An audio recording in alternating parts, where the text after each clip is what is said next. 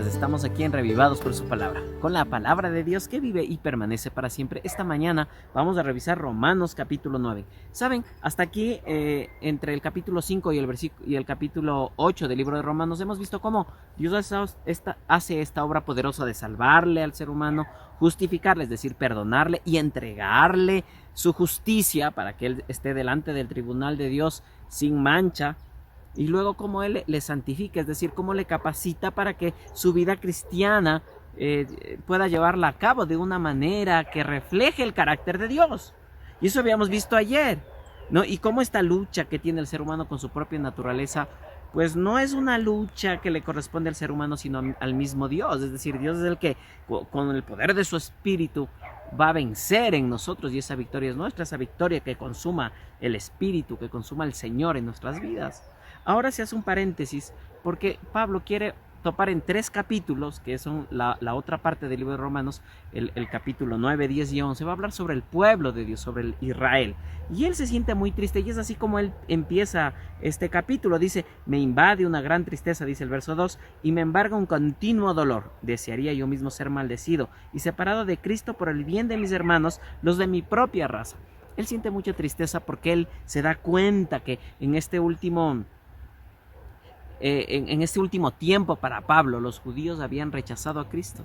Ellos habían rechazado el pacto, habían rechazado las promesas y habían rechazado la misericordia de Dios. Y él se siente tan preocupado por esto y comienza a hacer una recapitulación sobre algunas cosas que parecen difíciles de comprender, como por ejemplo dice el verso 16: por lo tanto la elección no depende del deseo ni del esfuerzo humano, sino de la misericordia de Dios, ¿no? Y es tan interesante esta parte, porque es como que si Dios haya elegido a unos para salvarse y a otros para perderse en el capítulo 9. Pero no es así.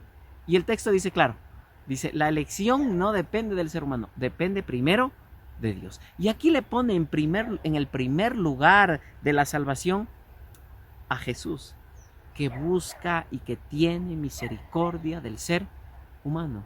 Aquí depende de la misericordia de Dios, de cómo Él insiste y llama todo el tiempo. El soberano en la salvación no es el ser humano con su decisión. El soberano es Dios. El Dios que insiste y busca una y otra vez al ser humano. Ahora, el ser humano tiene que, con su voluntad, ¿no?, con la voluntad que el Señor le dio, humillarse delante de Dios, para que Dios ponga en él el querer como el hacer, el anhelar la salvación, el anhelar vivir con Jesús.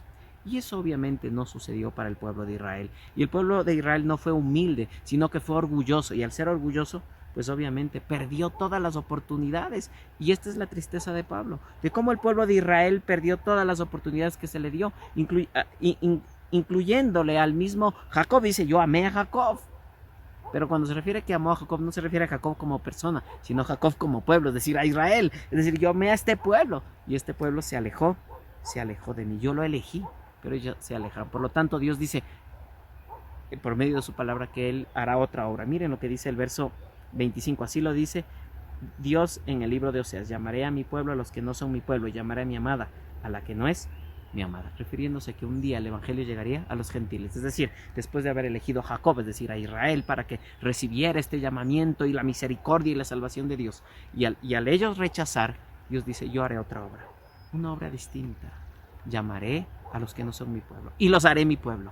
Llamaré a los que no eran mis amados y los haré amados. Esos somos nosotros. Aquí encontramos la gracia y la misericordia del Dios Todopoderoso, del centro de la salvación, que es Él, llamando y buscando una y otra vez a los que Él eligió y después a los que no eligió y después eligió, es decir, a los gentiles, que somos nosotros. Vamos a orar a Dios y agradecer por esta misericordia y esta bondad tan grande.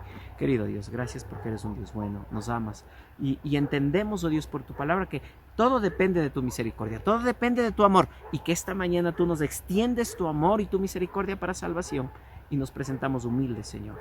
Humilla nuestro corazón para entenderte, oh Dios, para que con nuestra voluntad pueda ser motivada, Señor, hacia buscarte a ti solamente, Señor. Acompáñanos este día, esta jornada de actividades, en el nombre de Jesús.